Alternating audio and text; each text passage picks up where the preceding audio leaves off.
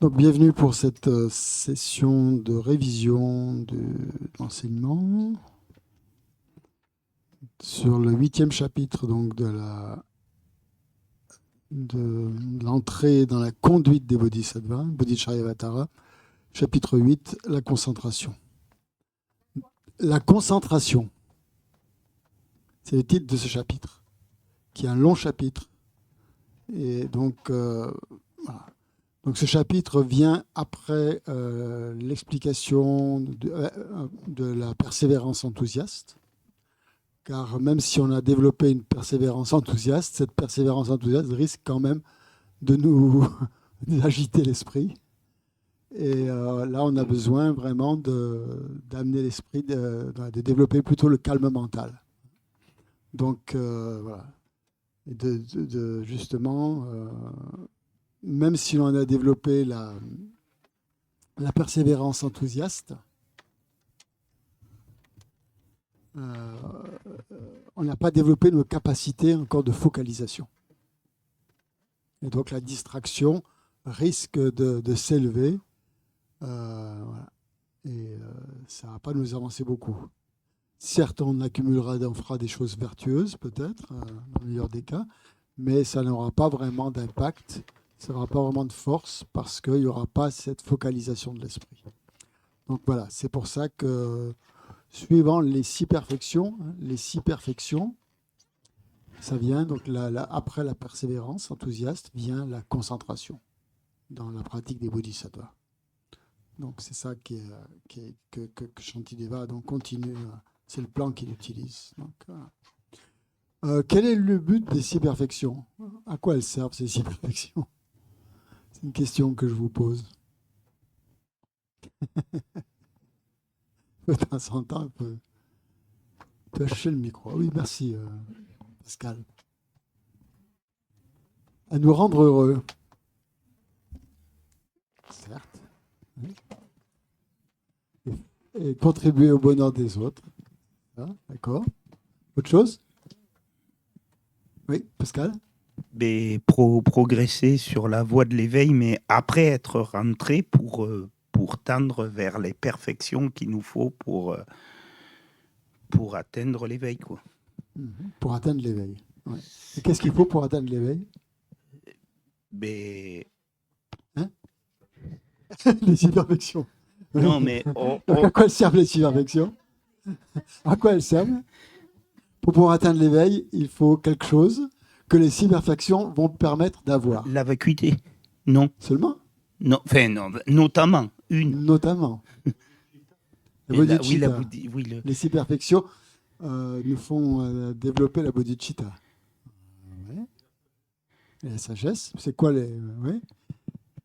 Ça manque de précision quand même. Ah. D'éliminer les perturbations, c'est encore... J'attends, tant que vous ne m'avez pas dit la bonne seule réponse, les 6 perfections permettent de... Qu'est-ce qu'il faut pour atteindre l'éveil? Il faut la bodhicitta, il faut la vacuité, la compassion, les mérites. Ah, on se rapproche. Comment ça s'appelle ça? La sagesse et les mérites. Les moyens habiles, c'est quoi les moyens habiles?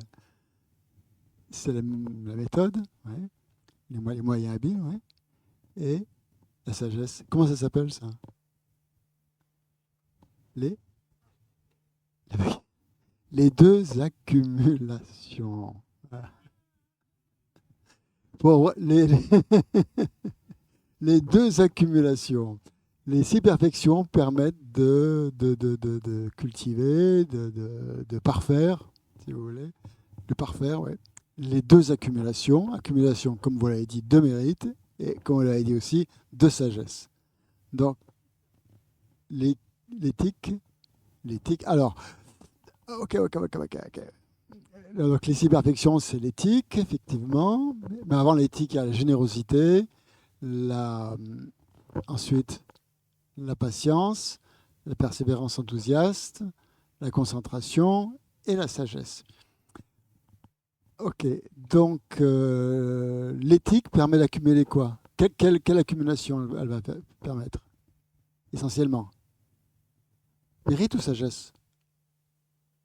Hein? Mérite. Ok. Pardon, la générosité en premier. J'ai oublié. La générosité, les mérites. Ensuite, la patience. Non, encore les mérites. Encore des mérites. Encore des mérites. Et la persévérance enthousiaste. Encore des mérites. Mais pas seulement, les deux. La persévérance enthousiaste va permettre d'accumuler les deux, aussi bien les mérites que la sagesse. Voilà. Bien sûr, la concentration aussi, et la sagesse aussi. Donc voilà. Donc pour ça, donc la concentration va venir donc maintenant appuyer l'accumulation de sagesse. Qu'est-ce qui se passe si l'esprit n'est pas suffisamment focalisé? Quel est le risque? Si l'esprit, c'est que notre problème à nous, hein. Notre esprit n'est pas focalisé. Donc les dispersions mentales, et notamment l'agitation. Moi, j'aurais dit, enfin, on en avait parlé dans Chiné, il y aura moins de contraste, c'est-à-dire ce sera pas. Oui, oui, oui. Le plus près. Si tu D'accord. parle. Ok, ben oui. Bonjour micro. Il y a ça manque de contraste. On avait dit pas assez éclairé, les choses ne seront pas assez tranchées. Ce sera là, oui, voilà, des choses. Quel est l'un des bienfaits de chiner? L'un des bienfaits de la concentration, disons en général, sans parler de chiner. Eh bien, il y avait ça. C'est de focaliser l'esprit pour que les perturbations mentales ne soient pas, ne s'élèvent pas. Est-ce que ça veut dire qu'on élimine les perturbations mentales? Non. Les perturbations mentales sont toujours là, mais elles n'apparaissent pas. Mais si on rencontre des conditions, elles risquent d'apparaître. Hein. Donc si on est en retraite, si on est dans les conditions de solitude et tout ça, il y a moins de chances que ces perturbations mentales surgissent. Hein. Mais elles sont encore là. La seule chose qui va éliminer les perturbations mentales, c'est quoi? C'est la sagesse, c'est-à-dire la réalisation de la vacuité. Okay. Quand elle a traduit Valérie a dit la réalisation directe de la vacuité, puis après elle s'est reprise, et Véchela aussi a dit non, pas la réalisation directe de la vacuité. Pourquoi? C'est quoi l'autre réalisation?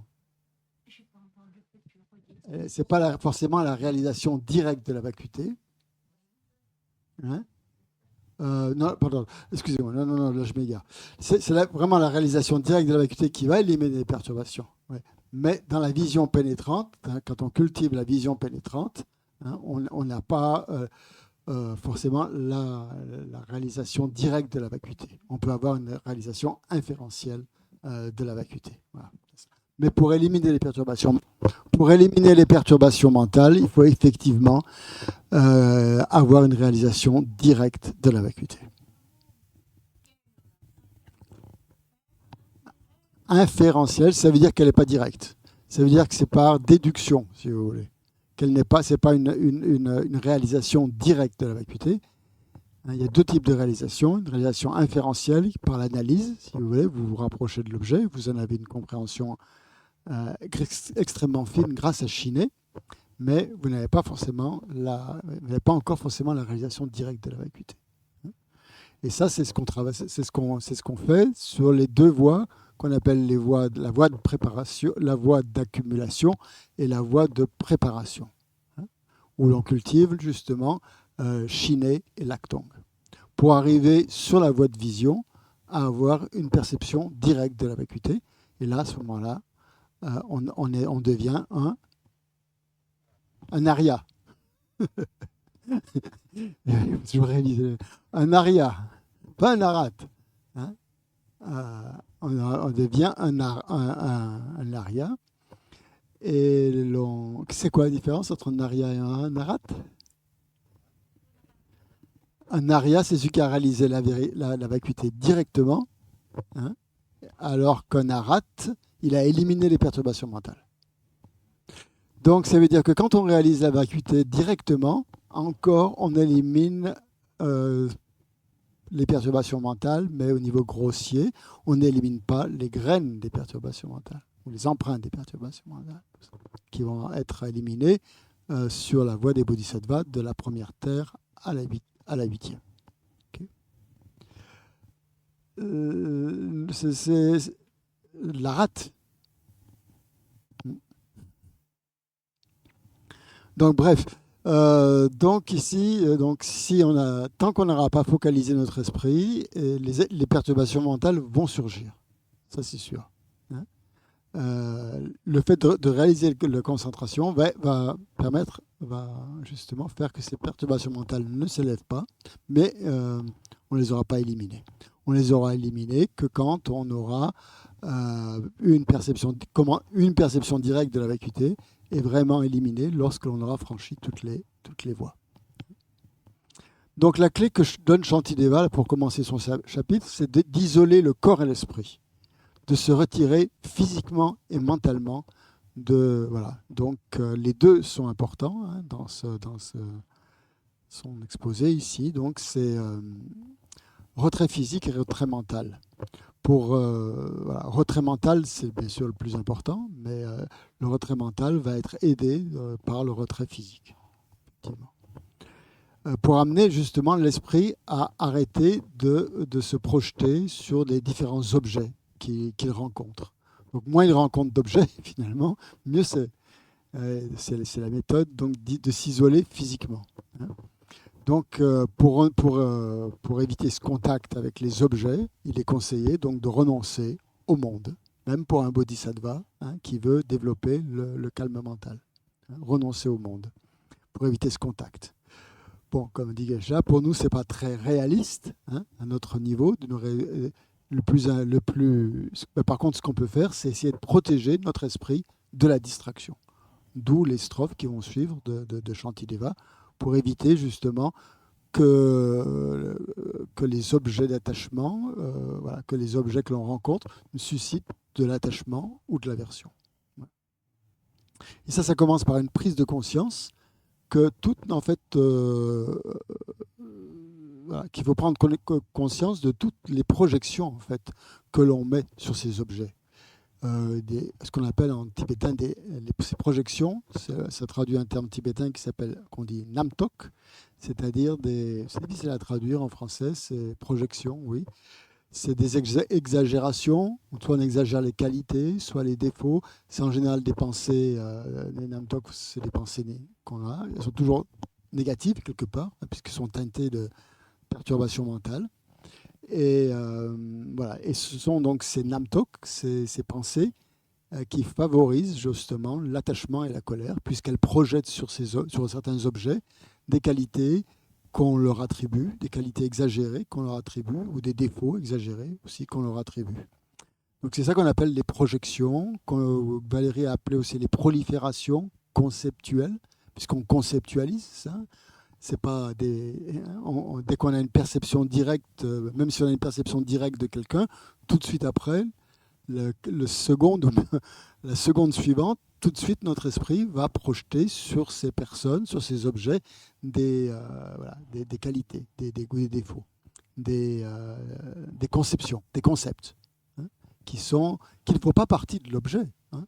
Nous, on croit qu'ils sont inhérents à l'objet. Mais en fait, ces conceptions, c'est des qualités que l'on attribue à ces objets, mais qui n'y sont pas. Hein. Ce sont des conceptions, ou ce qu'on appelle des proliférations conceptuelles. Aussi, on retrouve ce terme dans les traductions. Prolifération conceptuelle, projection, voilà. Et bien sûr, plus on a ces projections, plus c'est proliférer, ça dit bien le terme, hein, proliférer, ça veut dire que ça accroît la distraction, ça accroît les perturbations mentales du fait des qualités ou des défauts que l'on prête à ces choses. Et donc, si on ne coupe pas court à ces projections mentales, eh bien, ce sera impossible de développer la concentration. Donc, on ne pourra pas développer une concentration, et même une concentration mondaine. Hein, non seulement d'une concentration supramondaine et concentration mondaine, c'est quoi la différence? mondaine, quand on dit concentration mondaine et concentration supramondaine. La supramondaine est dirigée sur une concentration qui est dirigée sur la vacuité. Une concentration mondaine elle peut être dirigée sur n'importe quoi, hein, sur un écran de télévision. Non, je plaisante. Voilà, sur autre chose, quoi. Sur un travail, par exemple, que l'on effectue, que n'importe quel artiste a de la concentration, hein, sinon il ne peut pas, hein. On l'a déjà, oui, oui, bien sûr. C'est quoi, c'est notre esprit, ça. Donc, voilà, donc toutes ces supramondaines, c'est justement une concentration qui est focalisée sur la vacuité, qui permet, et c'est cette concentration donc qui doit être associée à chiner, hein. On va y venir. Donc, si l'on ne coupe pas court à ces projections, impossible de développer même une concentration mondaine, puisqu'on est toujours soumis à des distractions. Donc, voilà, pour ça, il faut essayer de s'isoler du monde. Ces projections, il faut voir qu'elles accroissent en fait les perturbations, et que les perturbations vont aussi accroître ces projections. On est dans une double relation là, de cause à effet et d'effet à la cause, hein, puisqu'elles s'entretiennent mutuellement. Donc, Shantideva va donner des instructions pour nous permettre justement de développer, dans un premier temps, le calme mental et de cette concentration. Donc, en éliminant tous les facteurs qui sont contraires au calme mental. Et donc, dans la première strophe ou la deuxième, je ne sais plus, il dit que je renonce. La première strophe, donc c'était, oui, donc après, okay. À l'isolement du corps et de l'esprit, la distraction ne survient plus. Okay. Ensuite, il dit je renoncerai donc au monde et je rejetterai pleinement les distractions. Okay. Donc, il incite ici à se détourner du tumulte, un petit peu, de l'effervescence du monde pour éviter ce genre de distraction. Et pourquoi alors on n'arrive pas à renoncer au monde, hein? Pourquoi c'est difficile pour nous d'avoir ce renoncement au monde? Shantideva dit que c'est par désir, c'est à cause du désir en fait. On désire tout, on est dans le monde du désir et ce désir entretient les perturbations mentales, la soif, comme on l'appelle aussi dans la roue, hein, la soif des gains, la soif de réputation, la soif de tout ça. Donc c'est le désir et l'attachement, notamment pour les proches, sur lequel a insisté Geshe-la. Mais surtout, bon, ce que disent les maîtres, c'est que l'attachement le plus difficile à éliminer, c'est l'attachement à la réputation, à la reconnaissance. On peut se détacher assez facilement de ses proches ou de ses objets matériels ou autres, voilà. De la bonne nourriture, et tout ça, des beaux vêtements, mais que le plus difficile, c'était vraiment de se détourner de la réputation. L'attachement à ses idées, ouais, ça revient un petit peu au même, ouais. L'attachement à ses idées, tout à fait. Ouais. Et pourtant, c'est nécessaire. On doit le faire. Il faut donc, parce que tout ça, en fait, c'est lié à des considérations mondaines. Et tant que l'on entretient ces considérations mondaines, eh bien, finalement, on perpétue l'attachement et ça entrave le développement du calme mental. Voilà. Donc on dit qu'il faut se comporter comme les sages. Et comment est-ce qu'on comporte les sages? C'est ce que va expliquer un petit peu à la suite, donc, comme va expliquer Shantideva. Et les sages donc, vont développer justement dans la voie d'accumulation et de préparation, vont développer l'union du calme mental et de la vision supérieure, ou la vision supramondaine, qui va porter sur la vacuité. Et dans la perspective ici, donc, la vision supérieure va s'appuyer sur le calme mental. D'accord. Et cette vision supérieure, donc, c'est pas une concentration mondaine, elle doit avoir pour objet la vacuité, parce que c'est la seule qui va pouvoir éliminer les perturbations mentales. Une concentration ordinaire n'élimine pas les perturbations mentales. Elle donne de la concentration, certes, elle donne une force de concentration, mais elle n'élimine pas les perturbations mentales. Seule celle qui est donc supramondaine et qui est dirigée vers la vacuité va permettre d'éliminer les perturbations mentales. Donc le calme mental et la vision supérieure, à ce niveau-là, vont s'entraider. Hein. Et l'un est indispensable à l'autre. Qu'est-ce qui se passe si on a le calme mental sans la vision supérieure? Si on peut réaliser le calme mental sans la vision supérieure, qu'est-ce qui se passe? Oui, on n'a pas réalisé. On ne réalise pas la vacuité. Mais quel est le défaut? Quel est le problème? Si on n'a que le calme mental sans la vision supérieure, on est tranquille, les perturbations mentales n'apparaissent pas, on est peinard, comme on dit Jean-Louis, on reste dans le samsara, exactement, on reste dans le samsara, on continue à tourner. Dans la vie prochaine, on ne sait pas où on sera, on n'est pas sûr d'avoir une renaissance favorable. C'est pas parce qu'on a le calme mental qu'on va renaître avec une renaissance favorable. On dit même que nous l'avons déjà réalisé, le calme mental. J'ai entendu des maîtres dire ça, que nous avons déjà réalisé le calme mental dans l'infinité des vies que l'on a eues, depuis des temps sans commencement, on a forcément réalisé le calme mental. Mais qu'est-ce qui nous en reste? Pas grand-chose. Hein, peut-être pour certains. Bon, peut-être qu'après, oui, on peut se concentrer, on est un bon musicien, peut-être. Peut-être Beethoven avait développé le calme mental dans une vie antérieure. Ça a été facile pour lui de se concentrer sur des œuvres. Mais c'est toujours le samsara. Oui. Oui, mais il me semble que quand même, quand on va disposer du calme mental, pour réactiver la graine qu'il va falloir au moment de la mort, ça va être quand même plus facile que... Et donc, forcément, si c'est tu as des un bonnes outil... conditions, des conditions très favorables au moment de la mort, c'est-à-dire si tu ne meurs pas d'un accident, ou si ton karma est suffisamment propice pour te permettre de mourir dans des bonnes conditions. Oui. Effectivement, si tu meurs avec paisiblement, en ayant une concentration très, très, très bonne, tu vas pouvoir, à ce moment-là, tu seras maître de ton esprit, si tu veux. À ce moment-là, tu pourras vraiment amener des pensées qui vont te propulser. Ah, mais j'y avais pas pensé. Dans le cas d'un accident, qu'est-ce qui arrive en fait? C'est au hasard, c'est... c'est la dernière pensée. En général, c'est de la peur hein, quand on a un accident. C'est pas en général. C'est la dernière pensée, la dernière réaction qu'on va mourir quand on voit arriver le danger. C'est le dernier. Ça, c'est souvent de la peur. Ah oui, et c'est en liaison avec la peur que la graine va s'activer. Oui. C'est ça.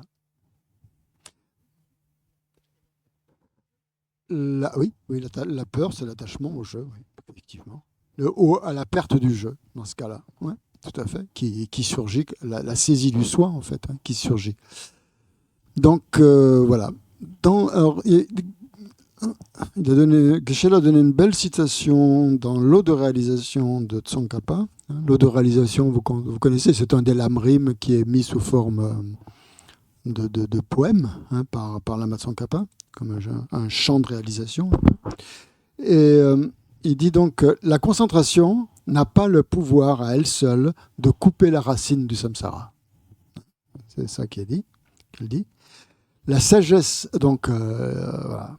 Si on n'a que la concentration, on reste dans le samsara. Et si on a la sagesse, c'est-à-dire si on a réalisé la vacuité, si on a la vision supérieure, dissociée du calme mental, on multiplie en vain les analyses. Si on a donc si on a que l'une sans l'autre, ça n'amène pas au but. Parce que dans un premier cas, on ne sera pas libéré du samsara. Et dans le deuxième, qu'est-ce qu'on va faire si on n'a pas le calme mental? Eh bien, la vision pénétrante, on aura sans doute développé de très bonnes analyses intellectuelles ou peut-être très très fines, très aiguës, très très très aiguisées. Ces analyses, on va les utiliser, mais comme on n'aura pas le calme mental, ça sera dispersé encore. On sera encore dans la dispersion. Et on va multiplier les analyses sans que ces analyses soient vraiment efficaces. Parce qu'il n'y aura pas le calme mental. Question? Non? Oui. Alors, attends, un micro.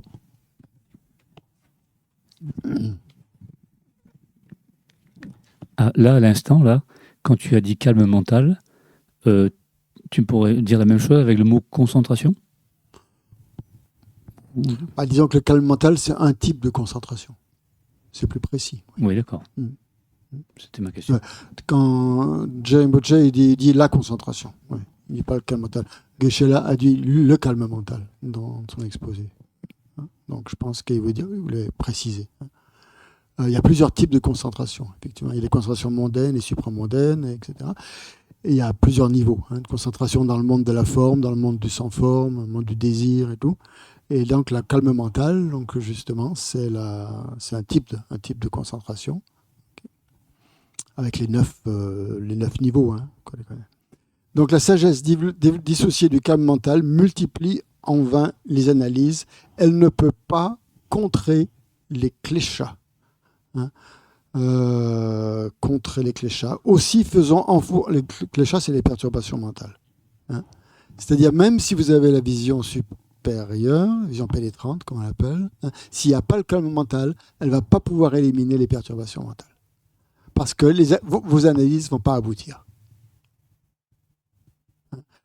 Vous allez vous amuser à faire toutes sortes d'analyses, vous allez sans doute en retirer un grand plaisir, parce que vous avez l'impression qu'intellectuellement, vous comprenez les choses, que l'on comprend la vacuité, que l'on comprend plein de choses, mais le calme, il n'y aura pas la force que va donner le calme mental. Un exemple qui est souvent donné, c'est le bûcheron qui, pour faire tomber un arbre, doit avoir un bras fort et une hache aiguisée. Voilà, donc la hache aiguisée, c'est l'analyse de la vision pénétrante, et la force du bras, c'est le calme mental. Et donc les deux sont indispensables. J'ai une petite question à propos d'une nuance, parce que je pense que j'ai dû me tromper ce matin. J'ai écrit la vision pénétrante, plus le calme mental, plus la joie, ça amène à la vue supérieure. Donc entre vue pénétrante et vue supérieure, c'est ce que je dis. C'est pareil, c'est le même mot. Vision pénétrante et vue supérieure. Et vue supérieure, c'est exactement la même chose. C'est deux façons de dire la même chose. C'est la traduction de Laktong en tibétain. D'accord. Qu'on dise vue supérieure, vision supérieure, vue pénétrante, vision pénétrante. C'est la même chose. Ouais. Le terme le plus exact, si on veut rester littéral, c'est supérieur. Vue supérieure. Ouais. C'est vue ou vision. Vision ou vue, je ne sais pas, ça dépend. Supérieur. Et le pénétrante, oui, parce que oui, elle pénètre vraiment son objet. Donc après, mais c'est nous, en Occident, on a mis ce mot-là pour renforcer l'idée. Oui, Smina. Je voulais savoir, par rapport au calme mental, est-ce que le calme mental, c'est toucher la nature de l'esprit? Est-ce que c'est quoi, voir la nature, voir directement, percevoir directement la nature de l'esprit? C'est la vue de la vacuité. C'est pas autre chose. C'est que tu te concentres, pas dans le calme mental, tu te concentres sur la nature de l'esprit. Tu prends comme objet la nature de l'esprit. Non. C'est-à-dire que pour essayer de développer le calme mental, par exemple une retraite ou par exemple chez soi, donc on s'entraîne, et puis peut-être que ça peut arriver. Qu'est-ce que tu prends comme objet que ça peut là récemment, c'est la respiration, mais sinon c'est l'image du Bouddha. Et en fait, à un moment donné, j'ai l'impression d'un espace en fait où il y a très très très peu de pensées. Je dis pas qu'il n'y en a pas du tout parce que ça serait ambitieux de ma part. Mais du coup, je me disais la différence entre cet état-là de conscience et la nature de l'esprit. C'est un entraînement au calme mental et qui correspond à un certain niveau, à un certain stade dans ta progression. Pour arriver au calme mental, il faut avoir dépassé même le 9e stade. Et là, tu en es peut-être au 1er stade, au 2e, je ne sais pas, quand tu commences à voir que les pensées pas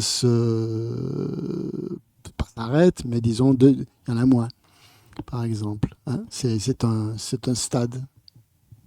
Mais tu n'as pas réalisé la nature de l'esprit. Tu n'as pas réalisé la nature de l'esprit. Tu commences à percevoir, peut-être, des petits... ton esprit se calme, donc tu vois les choses plus clairement, si tu veux. Voilà. Mais t'as pas... qu'est-ce que ça aussi dépend, ça dépend ce qu'on entend par nature de l'esprit. Il y a la nature relative et la nature ultime de l'esprit. Hein? Moi, enfin, le ressenti que j'ai, on va dire, bon, là, l'image que j'ai là tout de suite, là, par exemple, ce serait comme un écran. Un écran, mais un écran, quoi, où il n'y a rien. Un écran vide. Un écran vide. Ben oui. Du coup, est-ce que ça, c'est... Ça t'aide à percevoir justement le fait que les pensées diminuent, bien la nature de ton esprit apparaît, oui. Mais tu n'as pas encore forcément réalisé, puisque avoir le calme mental, ça veut dire que tu es capable de rester aussi longtemps que tu le désires sur ton objet de concentration. Donc si à ce moment-là, tu prends comme objet de concentration la nature de l'esprit, et que tu poses ta concentration dessus, bien tu restes dans cet état le temps que tu veux. C'est oui, c'est un état d'égalité méditative, disons. Ouais. Oui. Ça va venir, hein, je pense, dans le cours du texte. Il faut suivre un entraînement. Pour parler des 9 niveaux, justement, il faut suivre un entraînement à chiner, étudier le calme mental et tout ça, et s'entraîner à ça. Oui. Ça fait partie des enseignements, de l'enseignement sur le calme mental. Bon, je continue. Hein. Jerry Rinpoche, jusqu'à la fin de la citation quand même, parce qu'elle est bien. Donc, cette sagesse ne pourra pas éliminer, s'il n'y a pas le calme mental, cette sagesse ne pourra pas éliminer les perturbations mentales. Donc, dit le Tsongkhapa, faisons enfourcher à la sagesse qui perçoit la vacuité le cheval de l'inébranlable calme mental. Avec l'épée acérée des raisonnements du Madhyamika, c'est-à-dire de la vue supérieure, éloignée des vues extrêmes, ainsi que la vaste sagesse qui examine correctement ce qui est, hein, la nature de ce qui est, et détruit tous les objets des vues extrêmes, développons l'intelligence qui comprend la vacuité. Le maître vénérable pratiqua ainsi, et moi, qui aspire à la libération, je ferai de même. Autrement, il veut dire que pour atteindre la libération, il faut absolument réaliser le calme mental et la vue pénétrante, la vue supérieure. Voilà. Alors, la joie, c'est très... Oui, la joie, c'est venu après. Alors, dès qu'on se concentre sur le calme mental, forcément, il y a de la joie qui vient. Puisque notre esprit, les perturbations mentales s'apaisent, diminuent. Donc, qu'est-ce qui va apparaître? De plus en plus de joie, hein, forcément. Et donc, la joie va faire partie un petit peu de ce complexe-là, vision pénétrante et calme mental. Ça vient avec, disons. C'est quelque chose qui vient avec. Et donc là, justement, à ce propos-là, Geshe-la a dit que quelles que soient les actions vertueuses que l'on fait, même minimes, il faut les faire avec joie et légèreté. Et le calme mental va justement amener plus de joie et plus de légèreté. Voilà.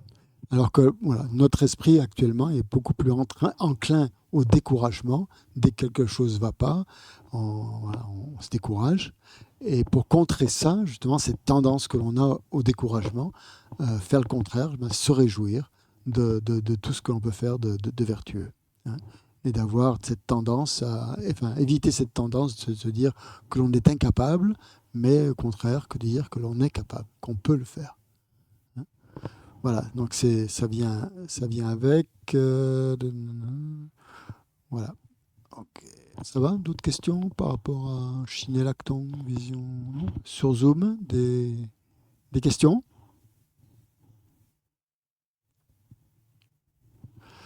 Oui. Smina, oui. Bon, moi, je vais revenir un peu sur les paradoxes. Les paradoxes. Donc, proche sans proche. Proche sans proche. Alors, c'est-à-dire que donc il a Être parlé. Proche sans... Oui, oui, oui, il a parlé d'entretenir, enfin, d'avoir de bonnes relations avec les autres. Bon, ça peut être aussi nos proches, donc c'est pour ça que je dis proche sans proche. Du coup, je pensais aussi, par exemple, à une mère envers son enfant. Je pensais aussi considérer les êtres comme nos mères ou reconnaître la bonté de nos mères et leur rendre. Donc tout ça, en fait, fait que, bon, bon, c'est vrai qu'il a dit bon, qu'il n'y ait pas d'attachement, mais quand même proche sans proche, je ne sais pas trop comment on fait là. C'est-à-dire par rapport à notre famille, puisqu'on doit aussi s'exercer d'abord vis-à-vis de ceux qui nous entourent. L'équanimité, c'est ça qui va être important ici. Il ne faut pas développer l'attachement, justement. Il ne faut pas cultiver l'attachement. Donc là, il va donner des méthodes, justement, pour éviter ça. Pour éviter, justement, de développer cet attachement. Et une des méthodes, ça va être de voir que tous ces êtres sont éphémères. Et pour les couples, les couples, les parents, enfin, je sais pas, enfin, s'imaginer. C'est penser justement au caractère éphémère des relations, des proches, de tout ça, quoi, en fait. C'est là-dessus qu'il insiste. Des êtres éphémères s'attachent fortement à d'autres êtres éphémères. À quoi bon? À cause de cela, pendant des milliers d'existences, ils ne verront plus leur chair étendre.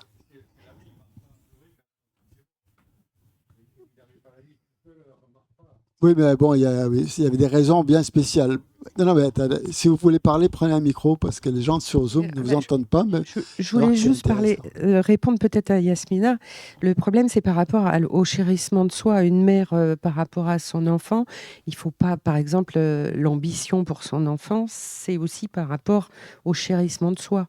Donc, c'est peut-être ça. Le non-attachement, c'est peut-être arriver à se détacher de la projection qu'on fait nous aussi par rapport à nous. Il n'y a aucun objet qui justifie l'attachement, a dit Geshe-la. Il n'est aucun objet qui justifie l'attachement. C'est ça qui les a fait réagir. Voilà. Donc, mais ça, méditez là-dessus. C'est une phrase de sage. Si je peux juste amener ma touche, c'est la différence, on oublie la différence, c'est qu'il y a entre l'amour et l'attachement. L'amour, c'est souhaiter que les personnes soient heureuses, donc on souhaite que son enfant soit heureux, on souhaite que ses parents soient heureux. Et l'attachement, on exagère toujours les qualités de la personne, on veut le garder pour soi. Et à le moindre petit écart, ça des conflits. Donc, éviter d'avoir des attachements vis-à-vis de ses enfants, vis-à-vis de sa famille, mais quand même conserver un amour puissant qui souhaite que ses proches soient heureux. Et c'est souvent cette dichotomie qui met la panique, quoi. Bien sûr. Puisque, comme dit Robina, dans l'attachement, il y a de l'amour.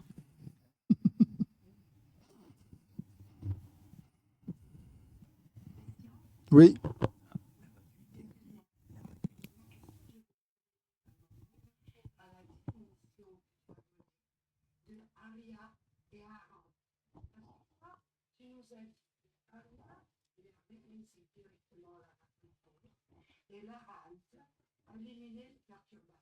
Complètement, oui.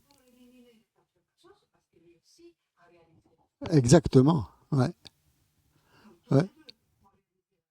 Tous les deux. Oui. Tous les deux ont réalisé la vacuité, mais l'un a éliminé les perturbations mentales, alors que l'autre non.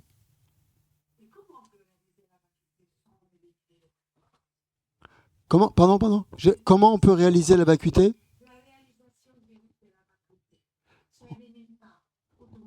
Non. Ça élimine les perturbations mentales les plus grossières. Ouais. Il n'y a pas pas les empreintes des perturbations mentales.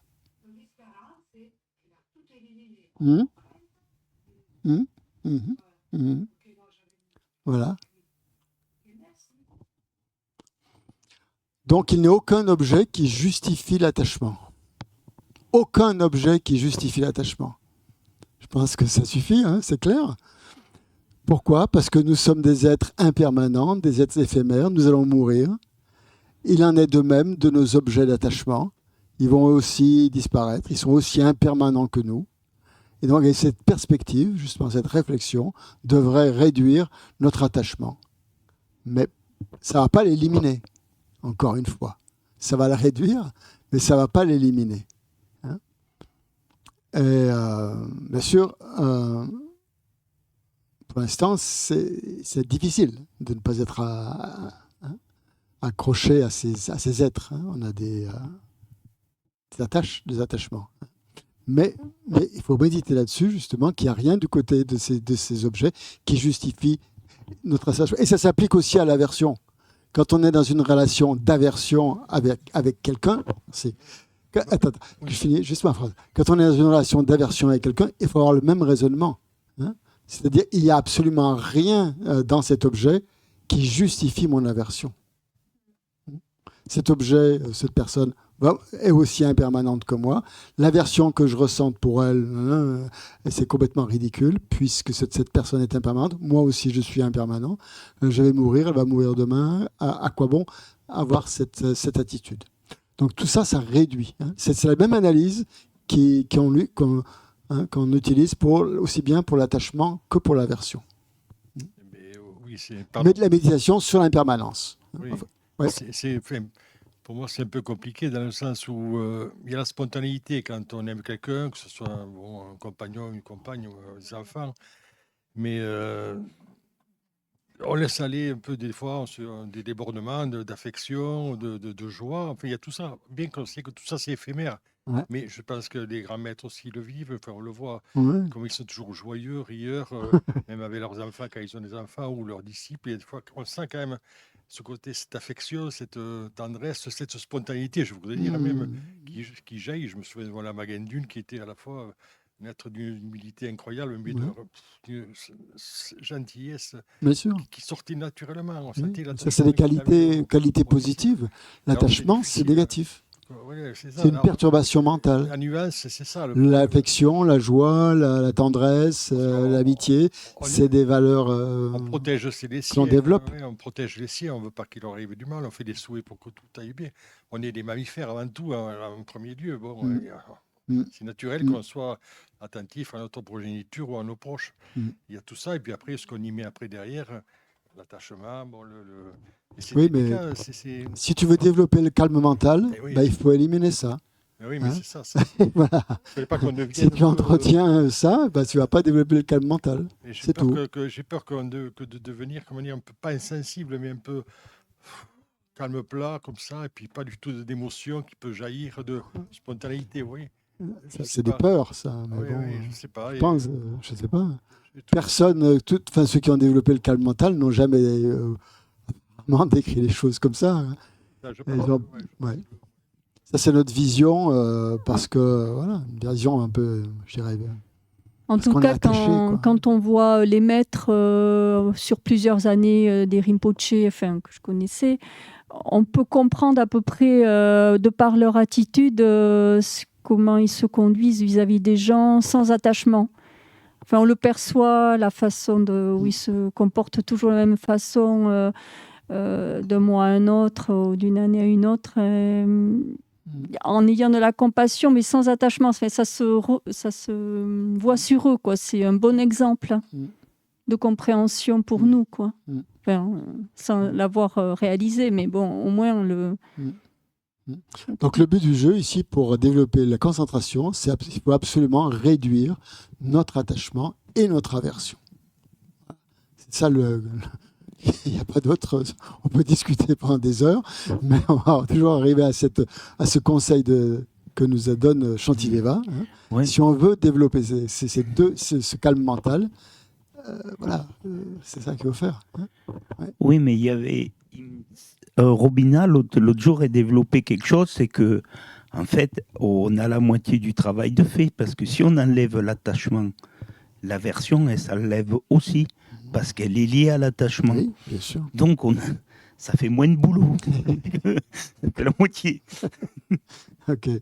Voilà. Donc, méditer sur l'impermanence, ici, c'est le conseil que donne Shantileva pour éviter justement aussi bien l'attachement que l'aversion. Et voilà. En plus, méditer aussi sur le fait de développer de l'attachement amène de la souffrance, forcément. Hein. Donc, et de la souffrance dans cette vie et dans les vies futures. Hein, puisqu'on va créer forcément des actions négatives en étant dominé par l'attachement, et que ces actions négatives vont avoir des effets qui vont se ressentir dans les vies suivantes. Hein. Et puis en plus, se dire que quelque chose qui est vraiment à notre portée, c'est de se dire que ces personnes auxquelles on est attaché, on ne va pas les retrouver dans la vie suivante. À quoi bon entretenir ces attachements pour des choses qui sont extrêmement éphémères, qui vont durer peut-être quelques années tout au plus, mais de toute façon, nous allons être séparés au moment de la mort. Tôt ou tard, nous serons séparés. Donc, à quoi bon entretenir un attachement qui va nous amener de la souffrance dans les vies futures, qui nous amène de la souffrance dans cette vie-là, et qui est complètement contraire à la nature des choses. Je ne dis pas que c'est facile, hein, on est bien d'accord, on est OK, mais c'est le genre de réflexion qu'il faut avoir pour diminuer l'attachement. On est ici dans le cadre de faire diminuer l'attachement pour pouvoir méditer sur le calme mental. Si on ne fait pas ça, si on n'a pas cette analyse, tout ça, on va pédaler, je veux dire, toujours. Et on ne va pas vraiment... Donc là, c'est la méthode de Shantideva de nous inciter à utiliser notre analyse, à analyser l'impermanence, le côté éphémère des choses, pour éliminer nos perturbations, pour réduire nos perturbations mentales. Voilà. Pourquoi ? Parce que tous ces objets, en fait, on les aime bien sûr, ces objets, mais ils nous aident pas à prendre le contrôle de notre esprit. Or, c'est ça qui est important ici dans le calme mental. Le calme mental vise à ce qu'on prenne le contrôle de notre esprit. Parce que notre esprit, on ne le contrôle pas, c'est lui qui nous contrôle, hein, qui nous veut faire n'importe quoi. Là, on veut inverser le truc. Et donc, voir que tous ces objets sensoriels auxquels on est attaché, hein, on dit bien, ils appellent les objets sensoriels, auxquels on est attaché, nous font perdre le contrôle. Et nous amène dans un état d'angoisse, quoi, finalement. Quand on ne les voit pas, on dit que ça nous prive de joie, et notre esprit perd tout son équilibre méditatif. Donc, dès qu'on s'entraîne, si en même temps qu'on s'entraîne au calme mental, on continue à développer l'attachement, eh bien, on va être toujours pris entre les deux. Ça va aboutir à rien, quoi. Donc, il faut vraiment qu'on arrête bonne fois pour toutes de cultiver ça pour aller dans le bon sens. Dans le sens du contrôle de l'esprit. Sinon, il n'y aura jamais de contrôle de l'esprit. Je peux poser une petite question ? Oui, bien sûr. Par rapport à ce qu'a dit Yasmina tout à l'heure, l'écran noir, ça m'a bien parlé. Comment on peut ressentir de la joie avec un écran noir ? Enfin, là, avec un écran noir. C'est-à-dire que les pensées... Elle a utilisé cette image tout à l'heure, Yasmina. Pas noir. Un écran... Je ne pense pas qu'elle ait dit noir. Enfin, un écran vide. Blanc. Un écran vide, alors. Un écran vide. Tu as dit un écran vide. Oui. Pardon, vide. Pardon, c'est pas noir. Un écran vide. Là, comment on fait pour éprouver de la joie ? Ça se fait tout seul. Ah, d'accord. Reprends un verre d'eau avec de l'eau boueuse. Quand tu laisses décanter la boue, hein, les particules, l'eau, elle devient claire. C'est tout. Une fois que les perturbations mentales décantent, qu'est-ce qui apparaît ? C'est la nature de ton esprit. Ah non, c'est pas rien. C'est de la joie. C'est de la joie. Essaye. Entraîne-toi. Tu verras. Je fais que ça. Bah. Automatiquement.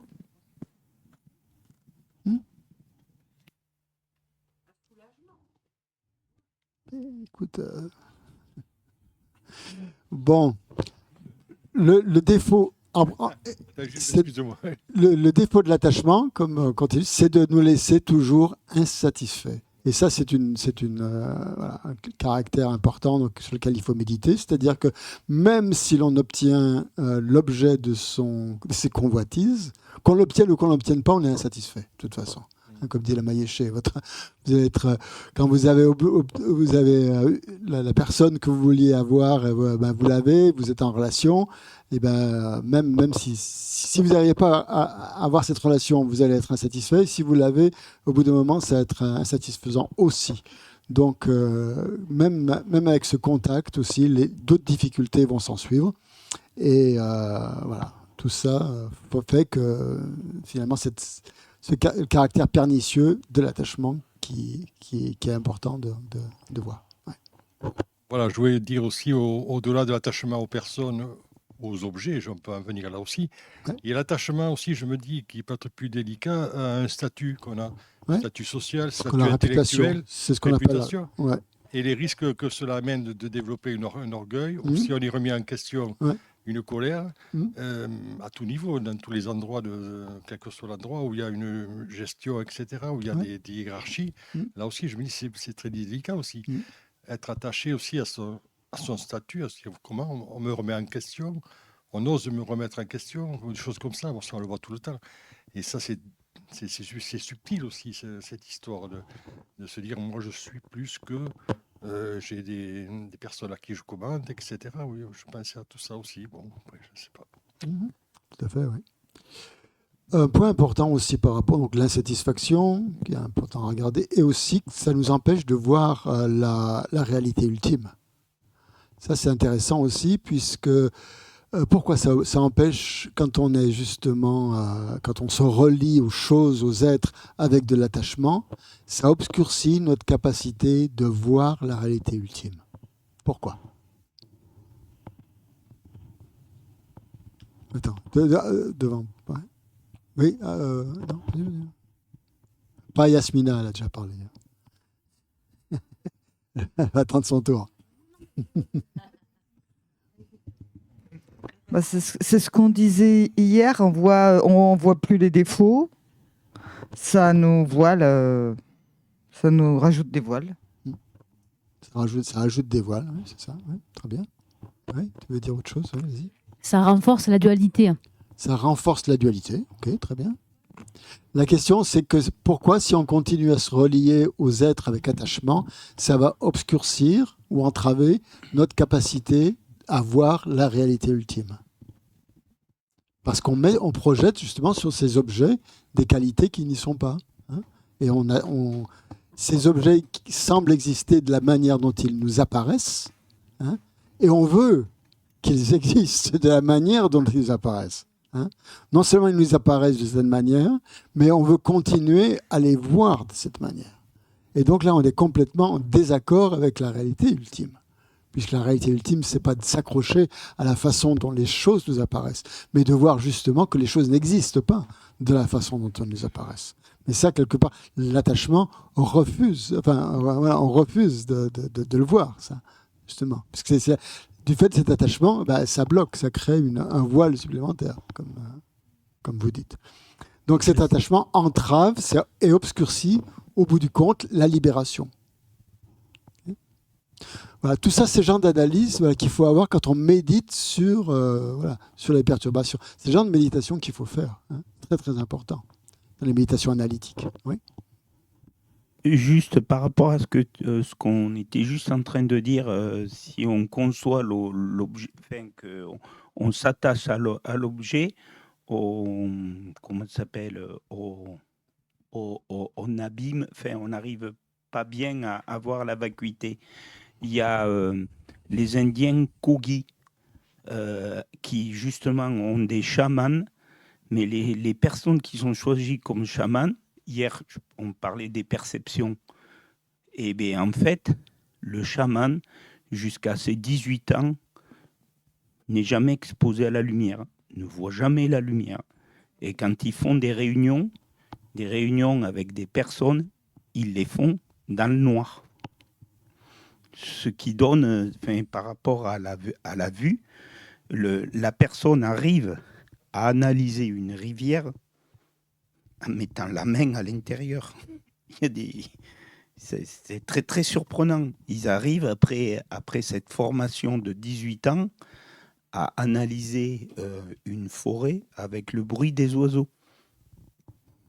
Et ça se passe au nord-ouest de la Colombie, dans la Sierra Nevada. C'est des anciens Kogi qui ont 2000 ans de culture suivie sans arrêt, et qui ont échappé à notre influence. Ils nous appellent les petits frères. Et voilà. On va faire une pause là-dessus, voilà, puisque c'est déjà, je viens de voir que c'est 4h moins quart et que on a juste une demi-heure pour méditer. Donc si vous voulez prendre 5 minutes, là, mais pas plus, pour voilà. Hein? De l'aversion. Eh bien, c'est quoi? C'est une perturbation mentale, hein, qui accentue les défauts d'un objet, hein, et qui réagit donc par rapport à ces défauts d'une manière exagérée.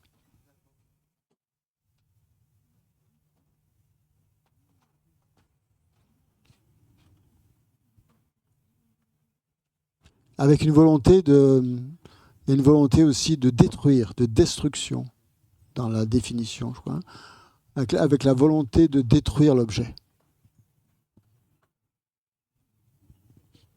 Détruire au sens large.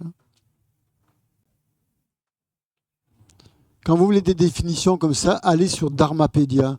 Vous allez trouver toutes les définitions assez exactes, très exactes même, de l'hostilité, de l'aversion, de la colère, voilà, Kongjo.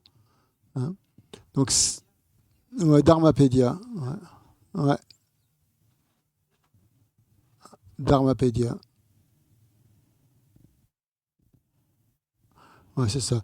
C'est envers les êtres, la souffrance ou les phénomènes cause de souffrance, ne les supportant pas, éprouver l'hostilité, le désir de nuire, de détruire, l'irritation, a pour effet,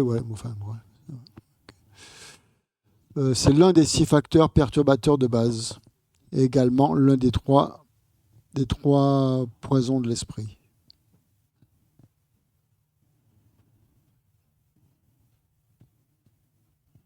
Après, il y a tous ces dérivés, justement, de l'hostilité, la colère, la rancune, l'animosité, la jalousie, la méchanceté, etc., qui dérivent tous de cette perturbation mentale de base.